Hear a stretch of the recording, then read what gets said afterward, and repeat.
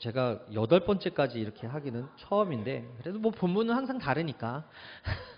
성경에 보면, 하나님이 어떤 것을 기뻐하시는 걸 찾아봤더니 너무 많은 거예요. 그래서 계속 지금 매주 시리즈로 하고 있긴 한데, 여러분, 하나님의 기뻐하심을 경험한 사람들은요, 다른 그냥 존재 자체로는 어둡지만 태양을 반사해서 밝게 보이는 거거든요. 마찬가지 우리는 죄인이지만 우리가 하나님의 은혜를 받으면, 성령의 재충만함을 받으면 기뻐지는 거예요.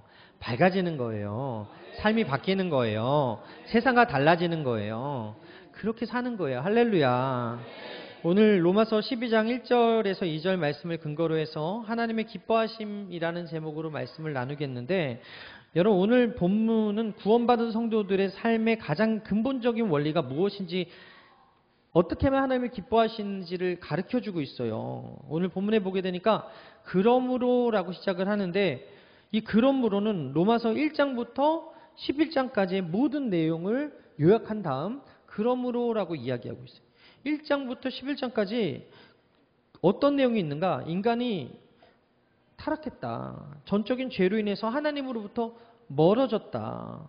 그러나 오직 믿음으로 사는 자는, 믿음으로 말미암는 자는 하나님의 구원을 경험한다. 하나님의 자비를 경험하고 체험하게 된다. 이거를 설명하고 있는 거예요. 그러면서 오늘 본문에 하나님이 기뻐하시는 제사, 하나님이 기뻐하시는 삶, 무엇인가? 우리의 몸과 인생 전체를 거룩한 산 제사로 드리는 것. 하나님이 기뻐하시는 삶이 무엇이다? 우리의 몸과 영과 혼과 마음과 모든 것을 주님 앞에 드리는 그 자체를 기뻐하신다라고 선언하고 있는 겁니다. 우리가 값없이 받은 구원의 은혜가 너무 커요.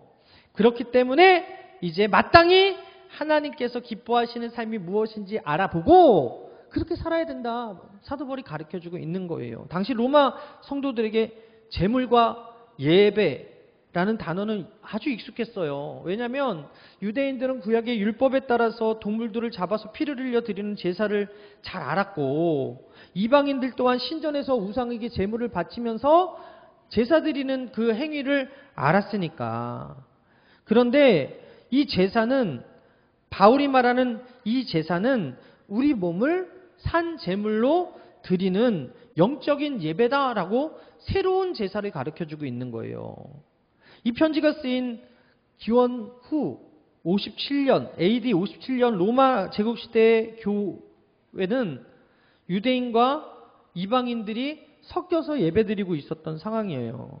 그리고 네로 황제가 통치하고 있었기 때문에 기독교인들에 대한 박해가 심했던 시기예요. 그런 상황에 바울은 세상의 우상숭배와 도덕적인 타락 속에서, 그리고 그 핍박 속에서 그리스도인들이 몸을 산 제물로 드려서 하나님을 기쁘시는 예배를 드려야 된다라고 권면하고 있다는 것입니다. 오늘 말씀을 통하여서 하나님께서 진정으로 기뻐하시는 예배가 무엇인지를 깨닫고 우리 삶 전체를 거룩한 산 제물로 드리는 헌신을 새롭게 하는 은혜가 있게 되기를 바랍니다. 그래서 3가지 살펴볼 거예요. 첫 번째 따라하겠습니다. 거룩한 산 제사를 기뻐하신다. 1절 함께 읽겠습니다. 시작. 그러므로 형제들아, 내가 하나님의 모든 자비하심으로 너희를 권하노니 너희 몸을 하나님이 기뻐하시는 거룩한 산 제물로 드리라. 이는 너희가 드릴 영적 예배니라. 가장 충격적인 단어가 산제물, 산제물. 구약의 제사는 반드시 짐승을 죽여서 그 생명을 바치는 것이었는데, 바울은 오늘 살아있는 제물을 드리라고 권면하고 있다는 것이죠. 무엇을 의미합니까? 더 이상 죽은 짐승으로 하나님께 나오는 것이 아니라 살아있는 우리의 삶 전체가 하나님께 드려지는 제물이 되어야 된다. 산제사는 일회성으로 끝나는 것이 아니라 일상적인 헌신인데, 매일 살아가면서 삶으로 드리는 헌신, 구별된 삶, 거룩함, 이것을 뜻하고 있다는 거예요. 제물이 한번 드려져서 제단 위에서 완전히 태워지듯이 우리 삶도 한번 구원받은 것으로 끝나는 것, 이것이 아니라 살아있는 동안 매일 매순간 하나님을 위해서 거룩하게 구별된 삶을 살아내야 된다라는 것입니다. 우리의 몸과 우리의 시간과 우리의 말과 우리의 시선과 우리의 습관과 우리의 관계와 우리가 택하는 직업 그리고 윤리적인 삶까지도 이 제단 위에 올려서 하나님 받으실 만한 제물이 돼야 된다. 그런 제사를 원한다는 거예요. 여러분, 거룩했다는 것은요, 세상과 같다는 것이 아니라 세상과 분리된, 세상과는 다른, 따로 떨어진 그런 뜻 아닙니까? 그래서 세상의 죄악의 방식과 세속의 생각과 가치관을 따라 사는 삶이 아니라 세상 속에서 하나님의 뜻이 무엇인지 분별하고 하나님이 기뻐하시는 것을 선택하며 사는 삶을 거룩한 하나님의 백성들의 삶이다라는 것이죠. 신학적으로 이를 가리켜서 성화 실천이라고 하는데 베드로전서 2장 5절에 이렇게 기록되어 있어요. 우리 함께 읽겠어요. 시작. 너희도 산돌같이 신령한 집으로 세워지고 예수 그리스도로 말미암아 하나님이 기쁘시게 받으실 신령한 제사를 드릴 거룩한 제사장이 될지니라.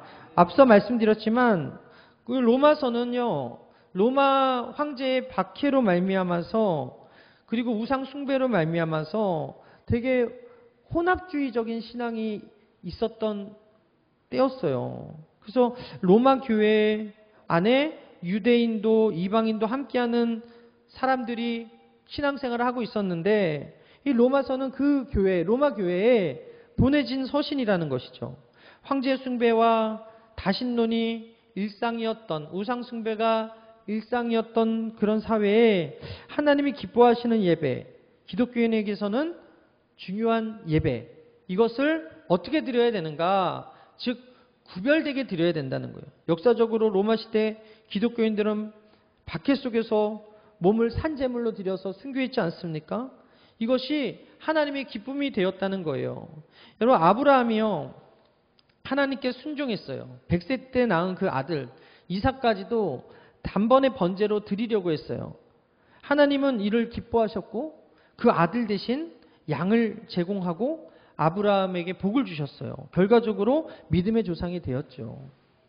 그의 헌신을 하나님이 기뻐하셨는데 이것이 바로 산제사의 모범이에요. 그가 모리아 산에서 아들 이삭을 제물로 바친 그 사건을 보면 아브라함이 칼을 들어서 내치려고 할 때 이삭은 청년이었음에도 불구하고 그는 묵묵히 어린 양과 같이 죽음의 그 길에 가만히 있었다는 것이죠.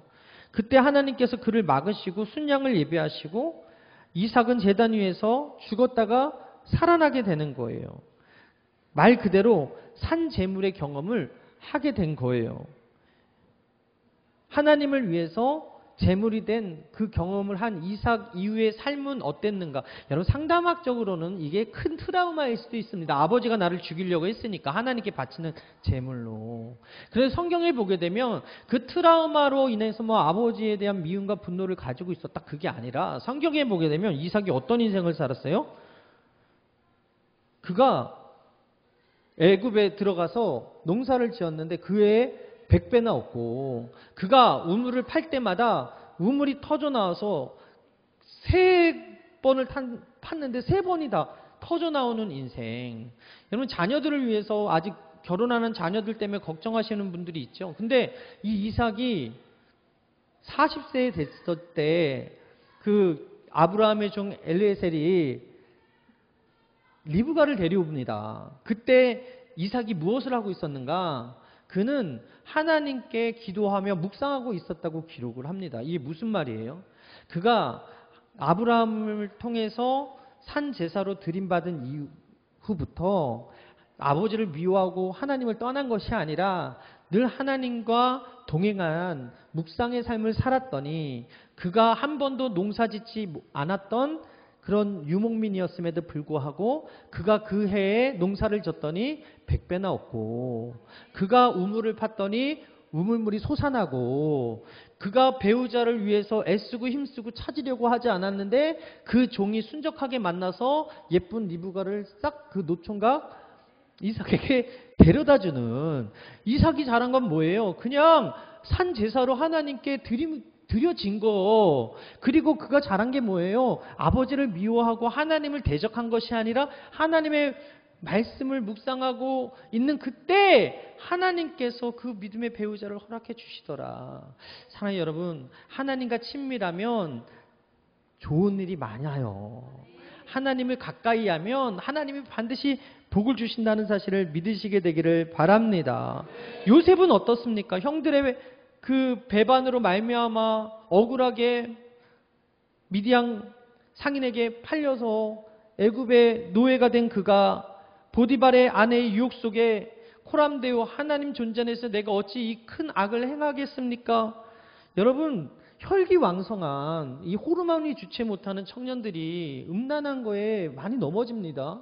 근데 요셉이 그 유혹 앞에서 아무도 없는 그 방에서 죄를 지을 수도 있었지만 하나님 존전 의식이 있었다는 거예요. 그래서 자신의 몸을 거룩한 제물로 지켰다. 그 거룩함을 하나님이 기뻐하셨고 늘 그와 함께 동행하면서 어딜 가든 형통하고 어딜 가든 잘되게 만드셨다. 그래서 결국 그가 아버지 밑에서 채색 옷을 입었을 때보다 그 애굽의 2인자로 총리로 세우는 그 일을 하나님이 기뻐하셨기 때문에 그 과정 가운데 힘듦이 있었지만 결국 그 몸을 산 제사로 드렸던 요셉은 망한 것이 아니라 그 가족을 살리는 놀라운 위대한 사명을 감당하지 않았습니까? 사랑하는 여러분, 우리 하나님은요 이렇게 나의 몸을 산 제물로 드리는 것을 기뻐하세요.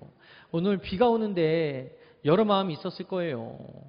그럼에도 불구하고 이 예배의 자리를 포기하지 않고 오신 여러분 축복합니다.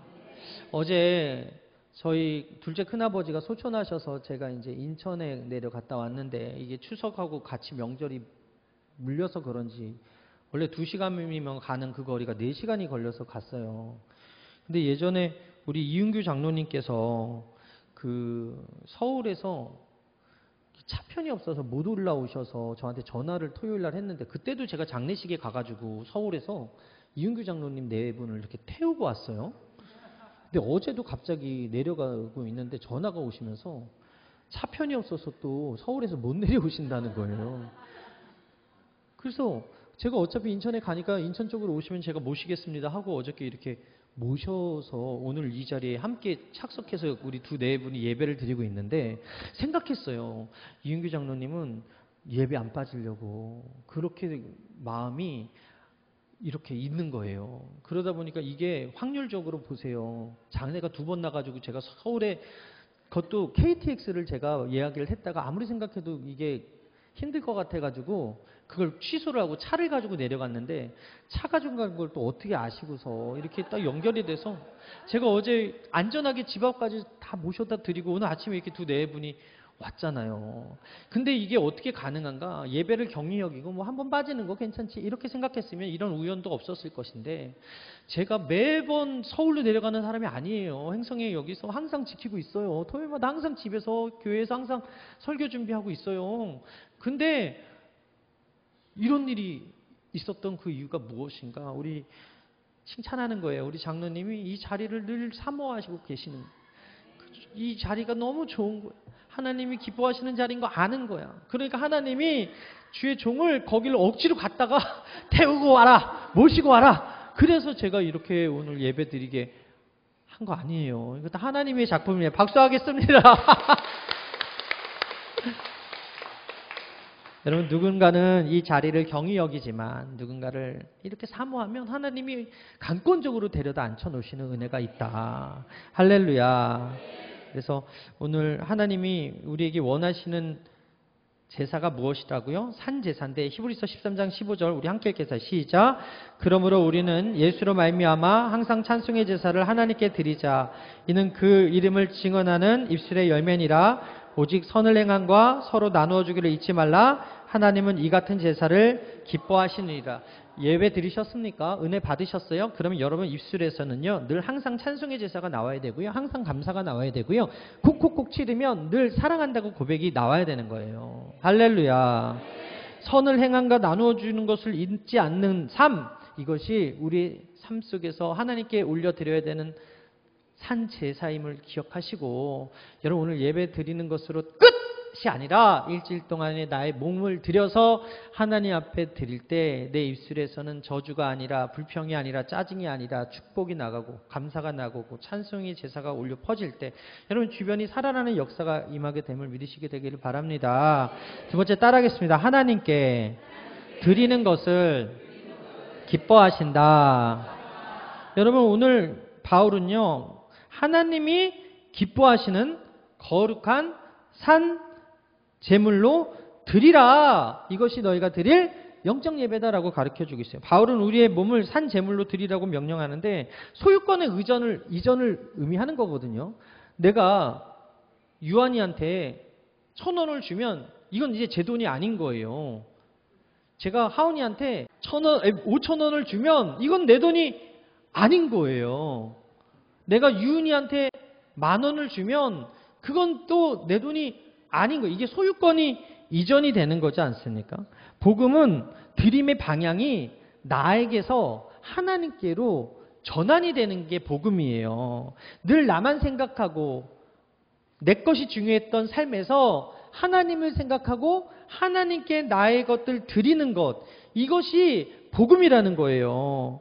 여러분 예수님께서 십자가에서 당신을 위해서 다 이루었다 하지 않으셨어요. 우리를 위해서 몸을 드림으로 말미암아 다 이루었다 선언하신 거지. 그만큼 사랑의 증표는 드림이거든요. 성경에서 보게 되면 내 마음이 있는 곳에 내 물질이 있다, 그렇게 얘기를 하는 거예요. 즉 하나님께 마음이 있다면 드리는 것, 내 물질을 드리고 내 몸을 드리고 내 시간을 드리고 내 삶을 드리는 게 감사하고 아깝지 않아야 된다라는 거예요. 여러분 이것은 내가 값을 치러 얻은 공로가 아니에요. 이미 받은 은혜에 대한 감사의 응답. 하나님께서 저희를 구원해 주셨잖아요. 타타타 노래처럼 알몸으로 태어나서 옷 한 벌은 걸치게 하신 은혜를 허락하신 분이 누굽니까? 엄마 아빠가 입혀준 것 같지만, 엄마 아빠가 사준 것 같지만, 하나님께서 알몸으로 태어나게 하셨지만 이 알몸에서 이렇게, 여러분 이거 오늘 되게 비싼 양복 입은 거예요. 예, 예배 드린다고 하나님께 제가 오늘 좀 특별하게 더 좋은 양복 입었어요. 근데 제가 잘나서 이걸 입었나요? 이거 하나님께서 입혀주셨으니까 제가 입은 거 아니겠어요? 알몸으로 태어나서 응애하고 태어났는데 하나님께서 부족함 없이 이렇게 채워주시는 은혜가 있더라. 고린도후서 5장 15절 우리 함께 읽겠습니다. 시작. 그가 모든 사람을 대신하여 죽으심은 살아있는 자들로 하여금 다시는 그들 자신을 위하여 살지 않고 오직 그들을 대신하여 죽었다가 다시 살아나시는 이를 위하여 살게 하려 함이라. 예수님 때문에 구원받은 우리는 나를 위해 사는 것이 아니라, 자기를 위해서 사는 것이 아니라 이제는 내 물질, 내 몸, 내 마음, 내 시간, 내 삶, 더 이상 내 것이 아니라 하나님 것입니다 라고 고백하는 것이 신앙의 고백이고, 이것이 복음이라는 거예요. 헌신과 예배의 본질이 뭐예요? 하나님께 드려야 된다는 것이죠. 역사적으로 초기 교회는요, 로마의 물질주의 속에서 재산을 공유하면서 하나님께 드리는 공동체를 형성을 했어요. 여기서 기뻐하신다는 단순한 형식적인 봉헌, 이 의무 행위가 아니라 감격, 자발적으로 그 초대교회 사람들이 함께 모여서 서로의 필요에 따라서 나누어주고 베풀어주고 가난한 자가 없게 하더라. 자신의 밭을 팔아서라도 그 공동체에 굶는 사람 없게 만드는 그런 드림이 있는 공동체였다. 하나님은 우리의 일부가 아니라 전부를 원하세요. 결혼을 한 신부가 신랑에게 원하는 건 그 마음과 그 돈과 그 모든 것 아닙니까? 근데 결혼을 했는데 돈을 엄마한테 맡겨, 신랑이. 그럼 그게 정상적이에요? 결혼을 했는데 이 직전에 사귀었던 여자친구한테 마음이 가 있어. 그럼 그게 온전한 결혼입니까? 성경은 우리가 하나님과 결혼했음을 여러 곳을 통해서 말씀해주고 있거든요. 이사야 54장 5절에 이는 너를 지은 자는 내 남편이시라. 그의 이름은 만군의 야훼시며 내 구속자는 이스라엘의 거룩한 이시라. 그는 온 땅의 하나님이라 일컬음을 받을 것이라. 이 비유가 이야기하는 건 뭐예요? 하나님의 백성은 하나님의 거룩한 신부가 되었기 때문에 의무와 언약 안에서 충실하게 지켜야 될 약속이 있다는 거예요. 하나님의 거룩한 신부가 된 우리가 일부만 드리는 것이 아니라 우리 삶의 주도권을 온전히 하나님께 내어드리는, 그것을 하나님이 기뻐하시는 거예요. 내 몸을 내 생각대로 쓰는 게 아니라, 내 돈을 내 쾌락을 위해서 쓰는 게 아니라, 내 시간을 내 마음대로 쓰는 것이 아니라, 우리는 흔히 헌금과 봉사처럼 무언가 특별한 것을 드리는 것을 생각하기 쉽지만, 그렇지만 하나님이 원하시는 것은 시간, 재능, 물질 일부가 아니라 우리가 가지고 있는 모든 것을 하나님께 드리기를 원하신다는 거예요. 여기서 몸은 단순히 육체만을 의미하는 것이 아니다. 우리 삶 전체를 받기를 원하신다. 우리 생각과 의지, 감정과 관계, 일터, 가정 등 삶의 모든 영역에서 하나님께서 받기를 원하신다. 여러분, 한나가 자녀가 없었어요. 고통받았어요. 그래서 하나님께 맹세했어요. 아들을 주시면 그를 평생에 주님께 드리겠습니다. 이거 약속했잖아요. 서원 기도라는 건데, 아들을 하나님께서 낳게 하셨어요. 그 아들의 이름이 사무엘. 실로 성전에 드렸어요. 그러자 하나님이 이 일을 기뻐하셨어요. 없었던 아들을, 첫째 아들을, 가장 귀한 아들을 하나님의 종으로 바쳤을 때 하나님이 그 한나에게 5 자녀를 더 주셨어요. 3 아들과 2 딸. 사무엘상 1장 11절에 기록되어 있는데, 하나님은 드리면 5배의 복을 허락해 주시는 분이시다. 보여주시는 거예요. 여러분, 다윗은요, 사무엘하 24장에 인구조사 사건을 통해서 하나님의 뜻을 거스리고 자신의 그 업적을 나타내고자 하는 그 인구조사가 하나님이 보실 때 교만이었고 죄악이었음에도 불구하고 인구조사를 감행해서 자그마치 이스라엘의 온역으로 말미암아서, 전염병으로 말미암아서 7만 명이 죽습니다. 그래서 선지자 갓을 통해서 하나님께서 뭐라 그래요? 아라우나의 타작마당에서 제사를 드리면 회복될 것이라고 가르쳐줘요. 그러자 아라우나가 타작마당을 무료로 빌려주고 번제물인 소, 그리고 타작기구와 소의 멍에, 이것을 무료로 제공하려고 했더니 그 다윗이 뭐라 그러냐면 그 모든 선의를 거절하고 정당한 값을 지불한다고 이야기합니다. 사무엘하 24장에 보게 되면 우리 함께 읽을게요. 시작. 왕이 아라우나에게 이르되 그렇지 아니하다. 내가 값을 주고 내게서 살이라. 값 없이는 내 하나님 야훼께서 번제를 드리지 아니하리라 하고, 다윗이 은 50세겔로 타작마당과 소를 사고 그곳에서 야훼를 위하여 제단을 쌓고 번제와 화목제를 드렸더니 이에 야훼께서 그 땅을 위한 기도를 들으심에 이스라엘에게 내리는 재앙이 그쳤더라. 이와 반해서 엘리야 시대에 아합이라는 사람은 나봇의 그 포도원을 갖고 싶어서 강제로 왕의 지위를 가지고서 이세벨의 말을 듣고 뺏었다가 결국에는 그가 저주를 받아서 죽게 되잖아요. 왕으로서 충분히 취할 수 있는 그런 특권인데도 불구하고 그 다윗이 어땠어요? 정당한 값을 치르겠다라는 거예요. 정당한 값을 내겠다라는 거예요. 희생 없는 헌신은 참된 헌신이 아니라 하나님께 드리는 것은 자신의 비용이 들어야 된다는 것을 가르쳐 주고 있는 거예요. 여러분, 우리 교회도 마찬가지로 하나님께 나올 때 예물을 드려요. 많고 적음이 중요한 것이 아니라 드리는 그 행위를 하나님이 기뻐하시더라는 것입니다. 여러분, 나중에 다윗이 진정한 회개의 이 제사를 받으시고 그 전염병과 온역이 멈추게 하셨어요. 그리고 그 아라우나의 그 타작마당, 다윗이 비용을 지불하고 산 그곳이 예루살렘 성전의 터가 되게 하셨다라는 것입니다.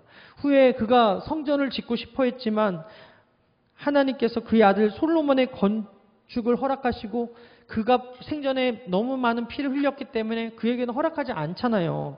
그러면 빈정상에서 아무것도 안 할 수도 있는데 다윗이 어떤 일을 했습니까? 실망하지 않고 성전 건축을 위해서 자신의 모든 것을 준비합니다. 역대상 29장에 내가 내 하나님의 전을 위해서 힘을 다해 준비했다라고 기록하고 있어요. 그리고 더 나아가 다윗은 백성들에게 하나님의 전이 건축되는데 힘써 자원하기를 권면했어요. 그러자 백성들이 즐거운 마음으로 드렸는데 역대상 29장 10절입니다. 함께 읽겠어요. 시작. 야훼 우리 조상들의 하나님이여 주께서 영원히 찬송을 받으시옵소서. 하나님께 드리는 그 행위가 찬송받을 만한 행위고 기뻐할 수 있다라는 것입니다. 여러분, 예수님의 발 앞에 값비싼 향유를 부은 그 여인 아시죠? 요한복음에서는 그녀를 막달라 마리아라고 증언을 하는데, 요한복음 12장 3절에 마리아는 지극히 비싼 향유를 곧 손전한 나드 한 근을 가져다가 예수의 발에 붓고 자기 머리털로 그의 발을 닦으니 향유 냄새가 집에 가득하니라 라고 말씀하고 있어요. 그녀가 깨트린 옥합에 담긴 나드 한 근은 당시 노동자의 1년치 연봉이었어요. 어떻게 보면 한 여인으로서는 큰 희생과 헌신과 드림이었는데, 가룟 유다는 그것을 가지고서 돈으로 환전해서 우리에게 주면 더 좋았을 것을 하면서 책망을 하지 않습니까? 그런데 예수님이 뭐라 그래요? 가만두라고 말씀하세요. 그는 나의 장례를 준비했고 내 이름이 있는 곳에 그의 이름도 높아질 것이다. 그렇게 말씀하더라는 것이죠. 이런 마리아가 드린 것은 주님을 향한 그녀의 사랑과 헌신, 그 마음이었다. 여러분, 하나님 사랑하시면 아멘 하십시다. 아멘 하신 여러분들은요, 여러분 그냥 슬리퍼 신고 나오시면 안 되는 거예요. 아멘 하신 여러분들은요, 최고 좋은 옷, 최고 좋은 머리, 최고 좋은 액세서리, 최고 좋은 모습으로 하나님께 나와서 예배 드리셔야 되는 거예요. 이 예배를 누가 받으시기 때문에? 하나님이 받으시기 때문에. 하나님이 이 예배 전에서 여러분들의 중심과 태도를 보고 계시다. 우리가 저번에 그 캄보디아의 이성민 선교사님이 제자의 조건에 3가지가 누락되면 안 된다고 얘기하잖아요. 위대한 지상 명령, 마태복음 20장 28절에 기록되어 있는 지상 명령, Great Command에서 C가 빠졌을 때 중대한 누락이 될 수 있는데, 그 C가 뭐라 그랬어요? 크로스, 십자가, 크라이스트, 예수, 그리고 대가집을 코스트, 즉 주를 위한 헌신, 희생이 빠지면 제자가 될 수 없더라. 그렇게 이야기하지 않았습니까? 하나님은 우리가 가진 것에 많고 적음을 보시는 분이 아니에요. 성전에서 헌물을 드린 그 과부는 2렙돈의 작은 금액을 올렸지만, 하나님께서는 성전에서 드리는 많은 양의 액수를 내는 바리새인의 그 헌물보다는 그 작은 2렙돈을 낸 여인이 그 누구보다 많이 넣었다고 칭찬해 주셨잖아요. 온전한 자기를 드렸기 때문에. 누가복음 21장 1절에서 4절에 예수께서 눈을 들어 부자들이 헌금함에 헌금을 넣는 것을 보시고, 또 어떤 가난한 과부가 2렙돈을 넣는 것을 보시고 이르시되, 내가 참으로 너에게 말하노니 이 가난한 과부가 다른 모든 사람보다 많이 넣었도다. 저들은 그 풍족한 중에서 헌금을 넣었거니와 이 과부는 그 가난한 중에서 자기가 가지고 있는 생활비 전부를 넣었느니라 하시니라. 여러분, 하나님은 우리 마음을 보신다. 태도를 보신다. 중심을 보신다. 드림 없이 하나님이 기뻐하시는 예배를 드릴 수 없다. 헌신이 뒤따라야 된다. 오늘날 우리 신앙 자세를 점검하게 하는 중요한 기준이 드림인 것을 기억하시고, 하나님이 우리 마음을 다해서 우리 삶 전체를 기꺼이 주님 앞에 드리고자 하는 그 중심을 보고 기뻐하심을 기억하시고 드림을 기뻐하는 여러분 되시기를 주님으로 축원합니다. 3번째 따라하겠습니다. 영적인 예배를 기뻐하신다. 바울은 오늘 우리 몸을 거룩한 산 제물로 드리는 것을 너희가 드릴 영적 예배다라고 정의를 합니다. 이것은 구약시대의 형식적이고 의식적인 제사와는 달리 호세아 6장 6절에 이렇게 기록하고 있어요. 우리 함께 읽겠어요. 시작. 나는 인애를 원하고 제사를 원하지 아니하며 번제보다 하나님 아는 것을 원하노라. 외적인 의식이 아니라 마음의 헌신이 필요하다. 영적인 예배는 이성과 영성을 겸비한 전체에서 드리는 진정성 있는 예배다라는 거예요. 주일날 예배 드린 것으로 만족하고 세상 사람들과 어울려서 세상 사람들인지 교회 다니는 사람들이 구별이 안 되게끔 사는 것이 아니라, 주일 예배 끝나고 성령으로 새로워진 마음을 가지고 나아가 세상 가운데 월요일의 업무가 시작될 때, 가정에서의 삶이 시작될 때, 학교에서 공부가 시작될 때 하나님이 기뻐하시는 예배자로서 살아내야 된다라는 것이죠. 이게 쉽지 않아요. 그러나 그렇게 살 때 하나님이 기뻐하신다. 할렐루야. 구약의 느헤미야가 페르시아 왕의 술관원으로 높은 지위에 있었습니다. 예루살렘의 성벽이 무너졌다는 고향의 소식을 듣고서 금식하며 기도하는 거예요. 평안한 삶에 안주하지 않고 하나님의 백성과 무너진 성벽을 위해서 자신의 모든 것을 걸었어요. 왕의 허락을 받아서 예루살렘으로 돌아와 성벽을 재건하는 그런 과정이 쉽지 않았고 대적의 방해도 있었고 내부의 갈등도 있었어요. 그런데 그가 기도하면서 한 손에는 무기, 다른 한 손에는 연장을 가지고서 어떻게 했어요? 멈추지 않았다. 그의 행정, 리더십, 기도, 노동 모든 과정이 하나님께 드려지는 전인적인 예배였다라는 것이죠. 예배당에서 제사만 드린 것이 아니라 무너진 삶의 터전 가운데서 자신의 삶을 드리고 헌신했다. 할렐루야. 할렐루야.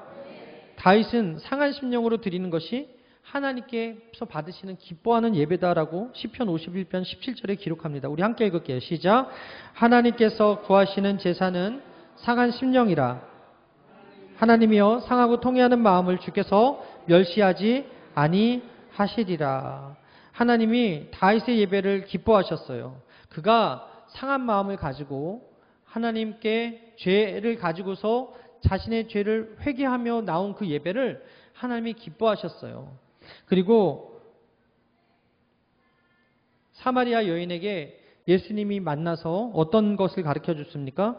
예배에 대해서 가르쳐 주죠. 요한복음 4장 24절에 하나님은 영이시니 예배하는 자가 영과 진리로 예배할지니라.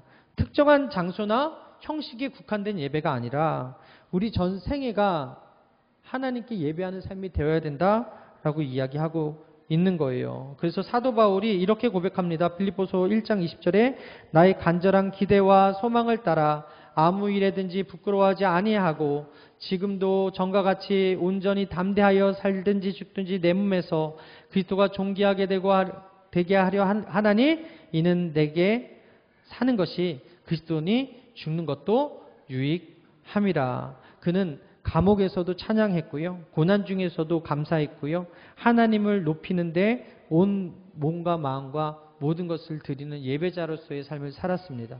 이것이 바로 영적 예배의 실제적인 모습이에요.